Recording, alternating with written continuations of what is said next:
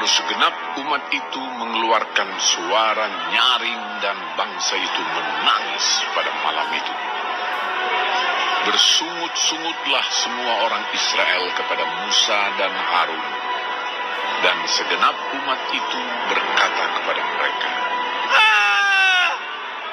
sekiranya kami mati di tanah Mesir atau di padang gurun ini, mengapakah Tuhan membawa kami ke negeri ini? Supaya kami tewas oleh pedang, dan istri serta anak-anak kami menjadi tawanan.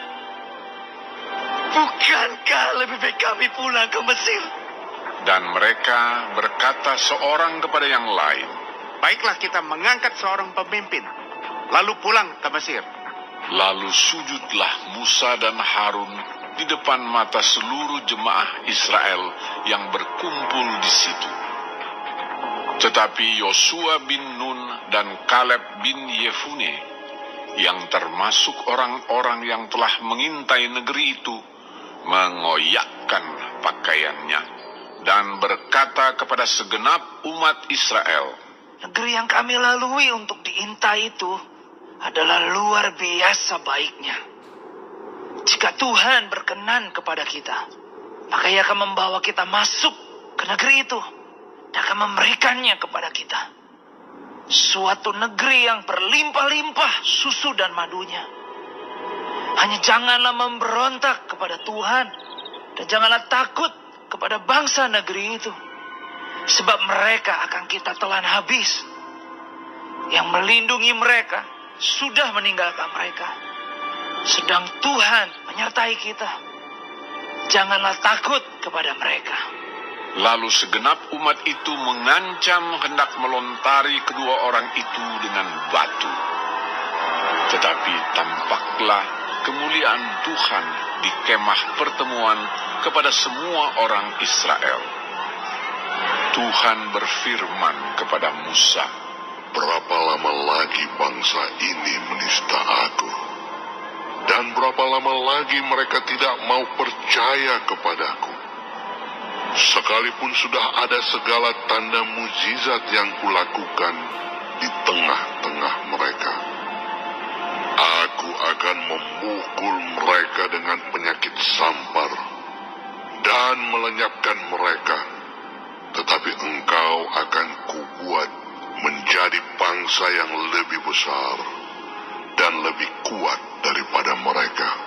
Lalu berkatalah Musa kepada Tuhan, jikalau hal itu kedengaran kepada orang Mesir, padahal engkau telah menuntun bangsa ini dengan kekuatanmu dari tengah-tengah mereka, mereka akan bercerita kepada penduduk negeri ini yang telah mendengar bahwa engkau Tuhan ada di tengah-tengah bangsa ini, dan bahwa engkau Tuhan menampakkan dirimu kepada mereka dengan berhadapan muka. Waktu awanmu berdiri di atas mereka, dan waktu engkau berjalan mendahului mereka di dalam tiang awan pada waktu siang, dan di dalam tiang api pada waktu malam.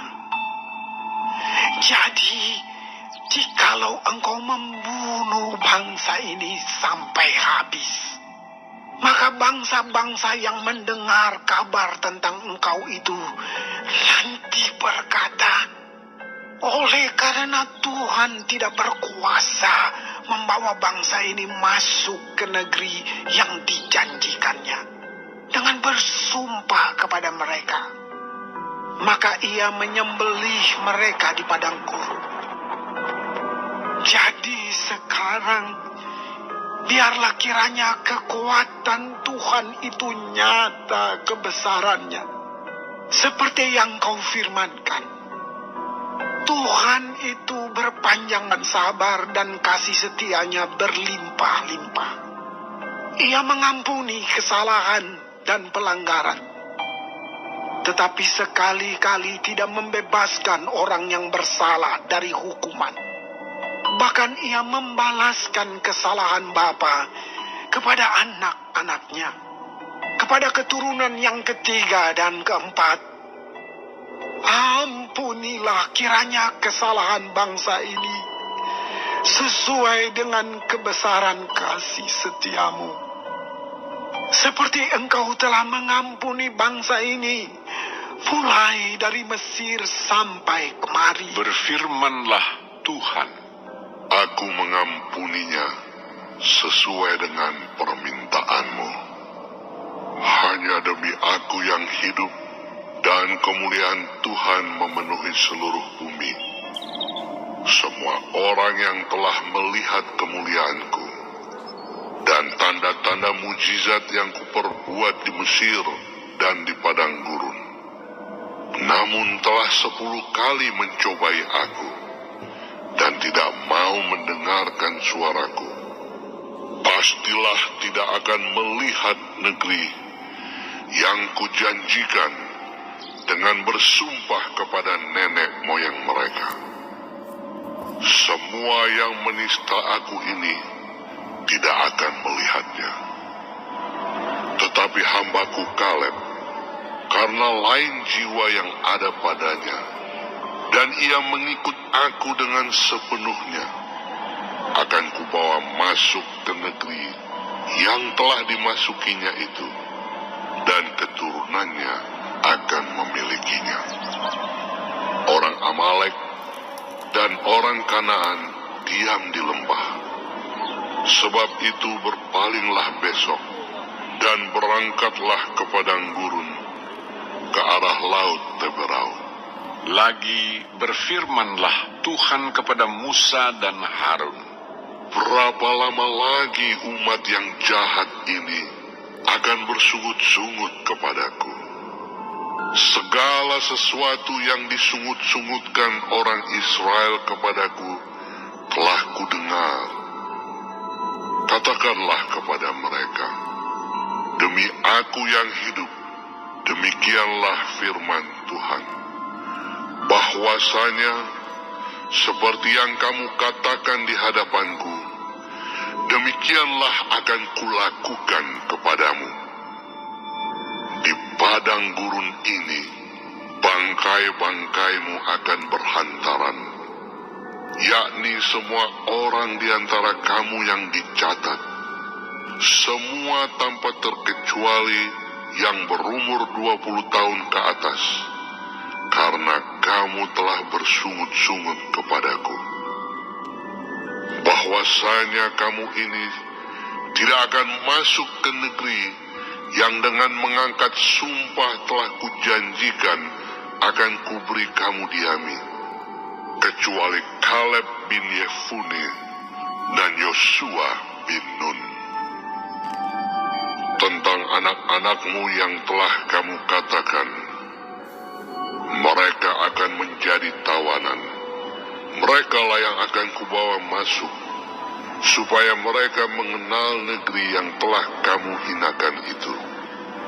Tetapi mengenai kamu, bangkai-bangkaimu akan berhantaran di padang gurun ini, dan anak-anakmu akan mengembara sebagai penggembala di padang gurun 40 tahun lamanya, dan akan menanggung akibat ketidaksetiaan sampai bangkai-bangkaimu habis di padang gurun.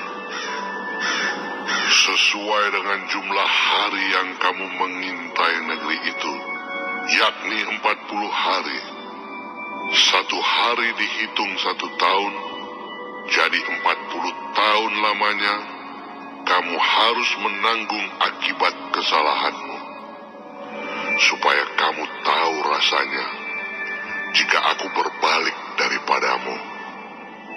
Aku Tuhan yang berkata demikian. Sesungguhnya aku akan melakukan semuanya itu kepada segenap umat yang jahat ini, yang telah bersepakat melawan aku. Di padang gurun ini mereka akan habis, dan disinilah mereka akan mati. Adapun orang-orang yang telah disuruh Musa untuk mengintai negeri itu, yang sudah pulang dan menyebabkan segenap umat itu bersungut-sungut kepada Musa dengan menyampaikan kabar busuk tentang negeri itu, Orang-orang itu mati kena tulah di hadapan Tuhan. Tetapi yang tinggal hidup dari orang-orang yang telah pergi mengintai negeri itu hanyalah Yosua bin Nun dan Kaleb bin Yefune. Setelah Musa menyampaikan perkataan ini kepada semua orang Israel, maka berkabunglah bangsa itu dengan sangat. Dan keesokan harinya, bangunlah mereka pagi-pagi hendak naik ke puncak gunung sambil berkata, Sekarang kita hendak maju ke negeri yang difirmankan Tuhan itu. Memang kita telah berbuat dosa. Tetapi kata Musa, Mengapakah kamu hendak melanggar titah Tuhan? Hal itu tidak akan berhasil. Janganlah maju, sebab Tuhan tidak ada di tengah-tengahmu, supaya jangan kamu dikalahkan oleh musuh. Sebab orang Amalek dan orang Kanaan ada di sana di depanmu, dan kamu akan tewas oleh pedang. Dari sebab kamu berbalik membelakangi Tuhan, maka Tuhan tidak akan menyertai kamu. meskipun demikian, mereka nekat naik ke puncak gunung itu, tetapi tabut perjanjian Tuhan dan Musa juga tidaklah meninggalkan tempat perkemahan. Lalu turunlah orang Amalek dan orang Kanaan yang mendiami pegunungan itu dan menyerang mereka. Kemudian orang-orang itu mencerai-beraikan mereka sampai ke Horma.